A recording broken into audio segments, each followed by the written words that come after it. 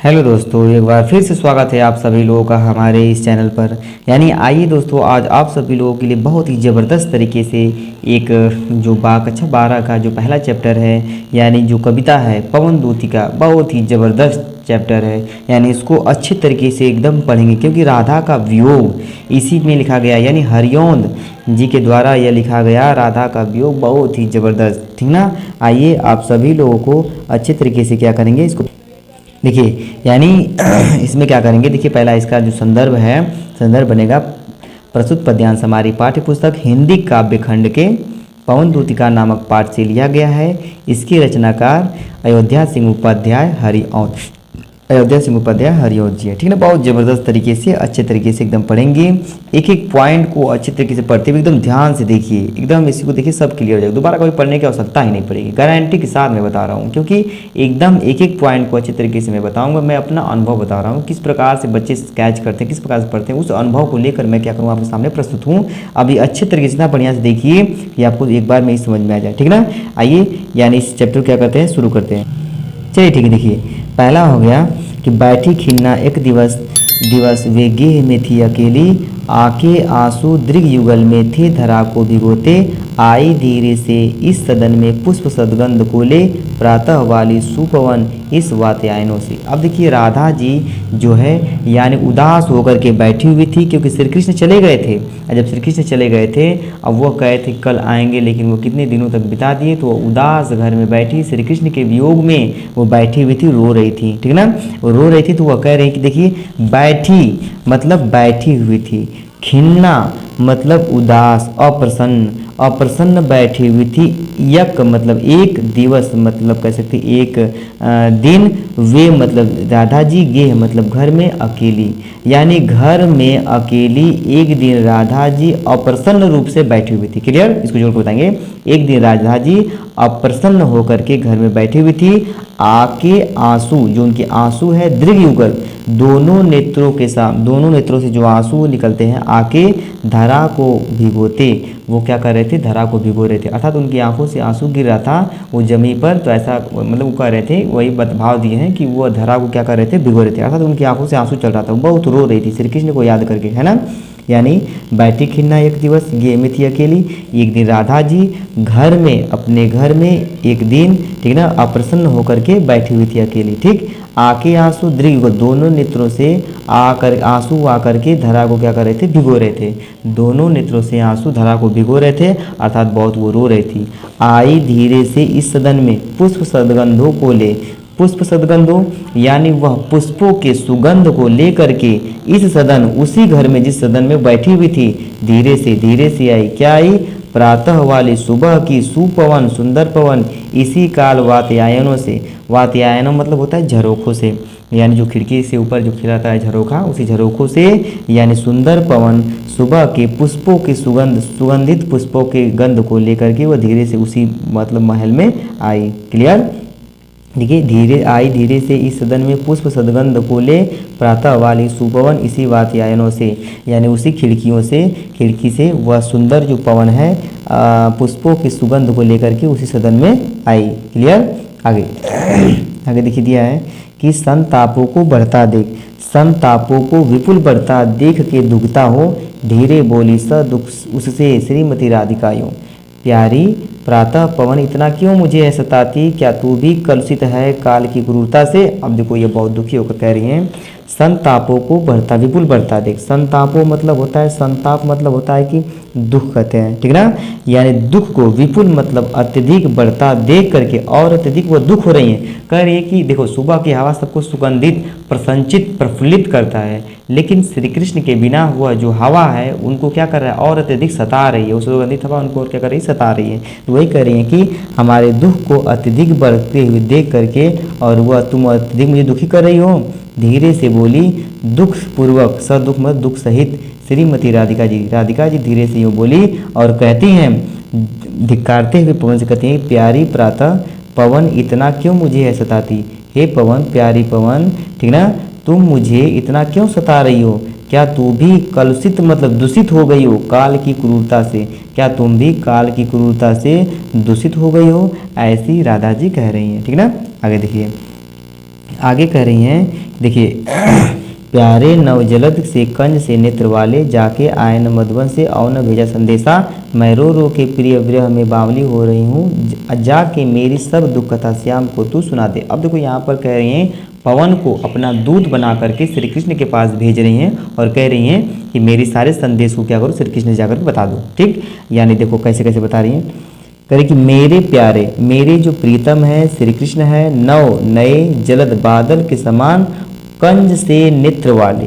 ठीक ना, वह कह रही हैं कि देखिए वह कह रही हैं कि मेरे प्यारे नवजलद कंज से, कंज मतलब कमल के समान नेत्र वाले, मेरे प्यारे नए बादल के समान नीले, उनका शरीर उनका नीला है, श्यामल है, यानी नीले हल्के प्यारे मतलब नए बादल के समान उनका शरीर है, और कंज मतलब कमल के समान नेत्र वाले मेरे श्री कृष्ण जाके आए न मधुबन से, अर्थात वह मथुरा चले गए, मथुरा से कभी भी आए नहीं और न भेजा संदेशा, और एक भी संदेशा भी नहीं भेजे। ठीक ना, यहाँ से आए मथुरा चले गए और वहाँ से संदेशा भी नहीं भेजा। मैं रो रो के प्रिय विरह में, यानी उस प्रिय के विरह में मैं बावली हो गई हूँ, अर्थात उन्हें याद करके स्मरण करके मैं रो रो करके क्या हो गई हूँ, बावली सी हो गई हैं। जाके मेरी सब दुख कथा श्याम को तू सुना दे, अर्थात पवन दूतिका को कह रहे हैं तुम मेरी सारे दुख कथा को क्या कर दो, जाकर श्याम को क्या कर दो, सुना दो। क्लियर। आगे कह रही हैं, ज्यों ही मेरा भवन तज तू अल्प आगे बढ़ेगी, शोभा वाली सुखद कितनी मंजु कुंजे मिलेंगी, प्यारी छाया मृदु स्वर से मोह लेंगी तुझे वे, तो भी मेरा दुख लग जहाँ वहाँ जा विश्राम न करना। मतलब यही कर रही हैं। देखिए कह रहे हैं कि ज्यों ही मेरा भवन तज, तज मतलब त्याग करके, भवन मतलब भवन को, जैसे ही तुम मेरे भवन को क्या करोगी, त्याग दोगी, जैसे ही तुम मेरे भवन को क्या करोगी, त्यागोगी, अल्प आगे बढ़ोगी, मेरे घर को त्याग करके जैसे ही तुम अल्प मतलब थोड़ा सा आगे बढ़ोगी, शोभा वाली सुखद कितनी मंजु कुंजे मिलेंगी, मंजु मतलब सुंदर, कुंज मतलब लताएं, बहुत सारी शोभा वाली, बहुत सारी सुशोभित मन को लुभाने वाली बहुत सारे तुमको क्या मिलेंगी, लताएं मिलेंगी, प्यारी छाया मृदुल स्वर मोह लेंगी तुझे वे, अर्थात वहाँ पे यानी उस वृक्षों की छाया होगी सुंदर सुंदर, और वहाँ के पक्षियों की जो सुंदर मधुर कोलाहल है वह तुम्हें क्या कर लेंगी, मोह लेंगी, तो भी मेरा दुख लग, मेरे दुख को लग करके स्मरण करके वहाँ जाना विश्राम कर लेना, वहाँ जाकर विश्राम मत करना। ठीक ना, यानी प्यारी छाया वाली, तुम वहाँ पे जाओगी तो वहाँ पे जंगल पड़ेगा, ऐसा जंगल पड़ेगा कि जहाँ पर बहुत सारे लताएं होंगी और वहाँ पे पक्षियों के कोलाहल को सुन करके तुम्हें क्या कर लेंगी, वह मोह लेंगी, लेकिन तुम मेरे दुख को याद करके स्मरण करके वहाँ जाकर विश्राम मत करना। क्लियर। आगे देखिए, आगे दिया कि थोड़ा आगे सरस रव का धाम सतपुष्प वाला, अच्छे अच्छे बहु द्रुम लतावान सौंदर्यशाली, यानी जैसे कह रहे हैं थोड़ा आगे तुम बढ़ोगी, सरस रव का धाम सतपुष्पों वाला, यानी सैकड़ों पुष्पों वाला। ठीक ना, वह कह सरस मतलब मधुर, ठीक ना, मधुर ध्वनि वह सुनाई देगी और सैकड़ों पुष्पों वाला धाम आपको मिलेगा। अच्छे अच्छे बहुद्रुम, द्रुम मतलब होता है वृक्ष, अच्छे अच्छे पेड़ पौधे लतावान बहुत सौंदर्यशाली मिलेंगे। ठीक, जैसे ही आगे बढ़ोगी यानी सरस मतलब मधुर, रव मतलब ध्वनियाँ, मधुर ध्वनियाँ सुनाई देंगी और सैकड़ों पुष्पों वाला धाम मिलेगा, अच्छे अच्छे वहाँ पे वृक्ष दिखाई देंगे, लता दिखाई देंगे, वो बहुत क्या होंगे, सौंदर्यशाली होंगे। प्यारा वृंदा विपिन मन को मुग्धकारी मिलेगा, आगे जाओगी तो वहाँ पर वृंदा विपिन मिलेगा जो मन को मुग्ध करने वाला होगा। आना जाना इस विपिन से, उसी विपिन मतलब जंगल से आना जाना है, लेकिन मुहाना ना होना, तुम उस जंगल से मोहित मत होना। ठीक है, आगे देखिए कह रही हैं कि जाते जाते अगर पथ में क्लांत कोई दिखावे, रास्ते में जा रही हो, देखो अपना भी दुख समझ रही हो, दूसरों को भी दुख समझ रही है, करे कि जाते जाते अगर पथ मतलब रास्ता में, क्लांत मतलब दुखी थकी हुई कोई भी दिखाई दे, रास्ते में जा रही हो, पवन से कह रही है कि तुम रास्ते में जा रहे हो, कोई थका हुआ दिखाई दे, तो जाके सन्निकट उसके पास जा करके उसके क्लांतियों को, उसके थकावट को क्या कर देना, मिटा देना, जाना उसके पास और उसके क्लांतियों को क्या कर देना, मिटा देना। धीरे धीरे परस करके गात उत्पात खोना, उसे धीरे धीरे परस मतलब स्पर्श करके उसके गात मतलब शरीर के, उत्पात मतलब गर्मी को क्या कर देना, खो देना मतलब मिटा देना। यानी धूप में वो अगर दिखाई दे थकी हुई तो उसको स्पर्श करके क्या करना, उसके शरीर के उस उष्मा को, उस थकान को क्या कर देना, समाप्त कर देना। सदगंधों से श्रमित जन को हर्षितों सा बनाना, सदगंधों से सैकड़ों पुष्पों के सुगंध को लेकर के श्रमित जन जो थका हुआ व्यक्ति है उसे प्रसन्नचित कर देना। क्लियर।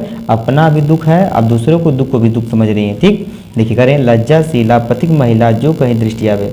लज्जाशीला मतलब लज्जान्वित, पथिक महिला कोई राहगीर की महिला लज्जान्वित मतलब शर्म करने वाली महिला दिखाई दे तो न वो करें कि कहीं दृष्टि आवे, कहीं दिखाई दे तो होने देना विकृत वसना, न तो सुंदरी को, सुंदरी के यानी वसन, वसन मतलब होता है उसके वस्त्र को विकृत मत होने देना, मतलब उसके कपड़ों को उड़ाना नहीं। अगर वो शर्म के कारण घूंघट ओढ़ी है या फिर कैसे भी हो तो उसके वस्त्रों को उड़ा करके उसके अंग को दिखाना नहीं। ठीक ना।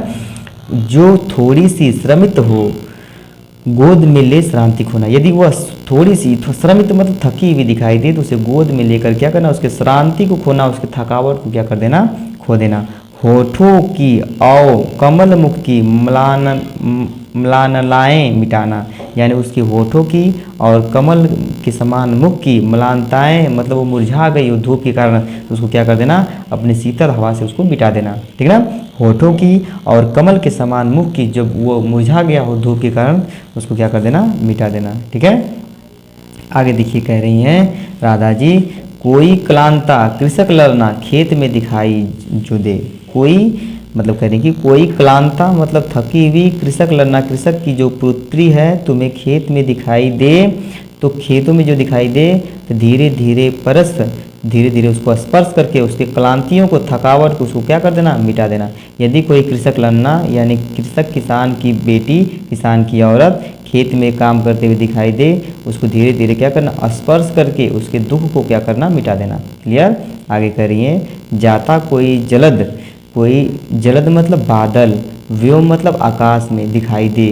यदि कोई बादल आकाश में जाता हुआ दिखाई दे रहा हो तो छाया द्वारा सुखित करना तप्त भूतांगना को, उस तपती हुई धूप में जलती हुई भूतांगना उस स्त्री को क्या करना, उस बादल के छाया करके उसको सुखित करना, उसको सुख प्रदान करना। क्लियर। यानी बहुत ही धूप हो उसमें वह जल रही हो उसको क्या करना, यानी अपनी छाया द्वारा उसको क्या करना, सुखी प्रदान करना। क्लियर। चलिए देखिए आगे देखते हैं, दिया कि जाते जाते पहुँच मथुरा धाम उत्सुकता हो, न्यारी शोभा वर नगर की देखना मुग्ध होना, तू होवेगी चकित लग के मेरु से मंदिरों को, आभा वाले कलश जिनके अर्क से हैं। ठीक, यहाँ पर कह रही हैं, बहुत समझा रही हैं कि जाते जाते पहुँच मथुरा धाम में पहुँचोगी तो उसको उत्सुकता से क्या करो, बहुत उत्सुक होगी मथुरा को देखने के लिए, बहुत ही उत्सुकता से क्या करोगी, देखोगी। न्यारी शोभा वर नगर की, उस सुंदर नगर की शोभा को देख करके तुम क्या हो जाओगी, मुग्ध होना, उसको देख करके एकदम मुग्ध होना, प्रसन्नित होना। ठीक ना। इतना करने के लिए उनको छूट दे रही हैं, कह रही हैं कि जाकर क्या करना, जाते जाते मथुरा धाम पहुंच जाओगी तुम उसे उत्सुकता से देखोगी। और न्यारी शोभा वर नगर, उस श्रेष्ठ, वर मतलब श्रेष्ठ नगर की शोभा को देख करके तुम क्या होना, मुग्ध होना, उस पर मुहा जाना। तू होवेगी चकित मतलब तुम आश्चर्यचकित हो जाओगी। लक्ष्य मतलब देख करके, मेरु मतलब मेरु के जैसे ऊंचे ऊंचे मंदिरों को, यानी मेरु यानी कैसे मंदरांचल पर्वत कह सकते हैं या मेरु पर्वत कह सकते हैं, मेरु पर्वत के समान ऊंचे ऊंचे मंदिरों को तुम देख करके क्या हो जाओगी, चकित रह जाओगी। लक्ष्य मतलब देख कर क्या हो जाओगी, चकित रह जाओगी। आभा वाले कलश जिनके दूसरे अर्क से हैं। ठीक, यहाँ पर कह रहे हैं कि आभा वाले, ठीक ना, यानी दूसरे अर्क से हैं, यानी वो कह रहे हैं कि सूर्य के समान, यानी उसकी चोटी पर क्या है, सूर्य के समान क्या है, वह कलश है। उसे देख करके वो आभा वाली है, वो प्रसन्नचित है। ठीक ना। प्रकाशित है, चमकीले हैं। ठीक ना। आभा मतलब होता है प्रकाशित या चमकीले, कलश मतलब कलश होते हैं, अर्क मतलब सूर्य के समान। ठीक ना। जिसके ऊंचाई पर क्या है, सूर्य के समान ऊंचे चमकदार क्या है, कलश है। ठीक। आगे वह कह रही हैं, उनको समझा रही हैं कि देखे पूजा समय मथुरा मंदिरों मध्य जाना। ठीक ना। मंदिरों के मध्य जाना, यदि तुम जाओगी वहाँ पर पूजा हो रहा हो उसी समय मथुरा के मंदिरों के मध्य में जाना। यदि तुम जा रही हो तो वहाँ पर मथुरा के मंदिरों में पूजा हो रहा हो तो उसके क्या करना, मध्य में जाना। और नाना वादों, विभिन्न प्रकार के वाद्य यंत्रों को मधुर स्वर में मुग्धता को बढ़ाना, तुम भी उसमें मुग्ध होकर क्या करना, अपने स्वरों के माध्यम से, अपने हवा के झोंकों से क्या करना, उसकी मधुरता को और क्या करना, बढ़ाना। ठीक, बहुत बढ़िया बात कर रही हैं, कह रही हैं कि जब पूजा हो रहा हो मथुरा के मंदिरों में तो उसके मध्य जा करके ठीक विभिन्न प्रकार के वाद्य यंत्रों के माध्यम से मधुर स्वर के मुग्धता को क्या करना, बढ़ाना। कींवा लेके रुचि तरु के शब्दकारी फलों को, ठीक ना, वो करे कींवा मतलब अथवा रुचि, रुचिर तरु यानी जो रुचि मतलब कह सकते हैं मनोहर अच्छे जो पेड़ हैं उनके शब्दकारी फलों को लेकर के धीरे धीरे मधुर रव को मुग्ध हो बजाना। यानी कुछ वृक्ष ऐसे होते हैं कि जो क्या होते हैं, बजते खनखनाते रहते हैं ना, जब वो उसमें फल लग जाएगा तो सूख जाते तो खनखनाते हैं। वही कह रहे हैं कि जो अच्छे तरु हैं, रुचिर मतलब अच्छे, तरु मतलब वृक्ष के शब्दकारी फलों को, जो बजने वाले फल हैं उनको लेकर के धीरे धीरे मधुर ध्वनि में उसे क्या करना, मुग्ध हो करके बजाना। ठीक, आगे कह रही हैं कि तू देखेगी जलद तन को जा उसी वही तदगदा हो, तू देखेगी जलद बादल के समान नीले शरीर वाले श्री कृष्ण को तुम देखोगी वहीं तदगदा हो, तल्लीन होकर के उन्हीं में तुम मगन होकर के तुम क्या करोगी, उन्हीं को देखोगी। होंगे नयन उनके लोने मतलब जो दोने, उनके दोनों सुंदर जो क्या हैं, सुंदर जो नयन हैं वो क्या होंगे, वह ज्योति उत्कीर्णकारी यानी उनके दोनों नेत्रों से प्रकाश चमक रहा हो, ज्योति निकल रही होगी, ऐसा प्रतीत होगा। मुद्रा होगी वरवदन श्रेष्ठ, जो उनका शरीर है वह मूर्ति के सौम्यता के समान उनकी क्या होगी, मुद्रा होगी। यानी मुद्रा मतलब स्वरूप, वो किस प्रकार बैठे होंगे, एक मूर्ति के समान बैठे होंगे। उनकी वरवदन बैठने की स्थिति या फिर वह एक मूर्ति के समान प्रतीत होंगे, वैसे ही बैठे होंगे। सीधे सीधे वचन उनके सिक्त होंगे सुधा से, सुधा से मतलब अमृत से उनके क्या होंगे, वचन सिक्त होंगे मतलब एकदम उसमें क्या होंगे, पिरोए होंगे। अमृत के समान, अमृत के जैसे उनके, अमृत के जैसे अमृत से सींचे हुए उनके क्या होंगे, वचन होंगे। यदि उनसे तुम्हें बात करने का समय मिले या फिर उनके स्वरों को सुनना, उनके स्वर कैसे होंगे, अमृत से सींचे हुए उनके क्या हैं, वचन होंगे। ठीक, आगे कह रही हैं नीले फूले कमल दल सी गात का श्यामता है, नीले फूल कमल के समान, अतः नीला जो कमल है उसी दल की पंखुड़ी के समान, गात मतलब उनका शरीर श्यामल होगा। ठीक है ना, नीले कमल के फूल के दल के समान उनका क्या होगा, शरीर होगा। पीला वसन पीले वस्त्र को पहने होंगे, कटी मतलब कमर में पहनते हैं, फवीला, फवीला मतलब आकर्षक, यानी कह सकते हैं कि यानी आकर्षक रूप से सुंदर दिखने वाला, फवीला मतलब आकर्षक होता है। यानी कमर में क्या पहने हैं, पीले वस्त्र को पहने हुए हैं। ठीक, यानी उनकी श्यामता मतलब वो कैसे दिख रहे हैं, तो वो नीले कमल के पंखुड़ी के समान उनका शरीर होगा और पीले वस्त्र को पहने होंगे, बहुत ही आकर्षक दिखने वाला। कमर में कटी में कमर मतलब कमर में कपड़े पहने होंगे ना, पीले वस्त्र को धारण किए होंगे। क्लियर। छोटी काली अलग, अलग मतलब होता है, कह सकते हैं केस, कर सकते हैं, मुख की कांति को बढ़ाती। छोटी सी काली जो चोटी है या फिर बाल कह सकते हैं, जो लट है उनके मुख पर आती है तो उनके मुख की स्वभाव क्या कर रही है, मुख की कांति को क्या कर रही है, बढ़ा रही है। ठीक ना। आगे कह रहे हैं कि सद वस्त्रों में नवल, सद वस्त्रों में नवल यानी उस जो नए वस्त्र पहने हैं, सुंदर वस्त्र पहने हैं, ऐसा लगता है कि नवल तन की फूटती सी प्रभाव, अर्थात उनका जो शरीर कैसा है, नीला है और उनके पीले वस्त्र को पहने हैं, ऐसा लग रहा है कि वो प्रभात सूर्य का प्रकाश उसमें से क्या हो रहा हो, निकल रहा हो। ठीक है ना। आगे देखिए कह रही हैं, कठिन तो नहीं है इसलिए इसको दोहरा तेरा नहीं रहे हैं, इसलिए एक बार पढ़ा करके आगे बढ़ जा रहे हैं। ठीक है ना। कठिन जहाँ पे होगा तहाँ पे बताइएगा, समस्या बता देंगे। क्लियर। साँचे ढाला सकल वपु दिव्य सौंदर्यशाली, साँचे ढाला सकल वपु दिव्य सौंदर्यशाली, सत पुष्पों सुगंधित सुरभि उसकी प्राण संपोषिका है। दोनों कंधों वृषभ वर्षे हैं, बड़े ही सजीले, लंबे बाहें क्लब करसी शक्ति की पेटिका हैं। बहुत ही बढ़िया बता रही हैं, वो उनके बारे में वर्णन कर रही हैं। साँचे ढाला सकल वपु, एक संपूर्ण वपु मतलब उनका शरीर एक सच्चे अच्छे सांचा में ढला होगा, वो भी कैसा होगा, दिव्य सौंदर्यशाली, यानी उनका जो शरीर कह सकते हैं कि एक किस में ढला होगा, तो एक अलौकिक कह सकते हैं सौंदर्यशाली, उनका एक सच्चे अच्छे क्या बोलते हैं शरीर से एक सांचा में डला होगा। सैकड़ों पुष्पों से सुगंधित उनकी सप्राण संपोषिका है, यानी कह सकते हैं कि यानी सुगंधित पुष्पों के सदृश सुगंध प्राणों की पोषण करने वाला उनका मन है। ठीक है ना। उनका मन कैसा है, सैकड़ों सुगंधित पुष्पों का पोषण करने वाला है। दोनों कंधे, उनके जो दोनों कंधे हैं वृषभ वर्ष अर्थात उस बैल या कह सकते हैं कि जो सांड कह सकते हैं, सांड के समान श्रेष्ठ उनके बड़े बड़े सजीले सुंदर क्या है कंधे हैं, लंबी बाहें जो उनकी लंबी भुजा है, कलभ कर हाथी के सूंड के समान क्या है शक्ति की पेटियां हैं, यानी उनकी जो लंबी भुजाएं हैं वो हाथी के सूंड के समान शक्ति की क्या है पेटिका है, शक्ति की पेटिका है। क्लियर।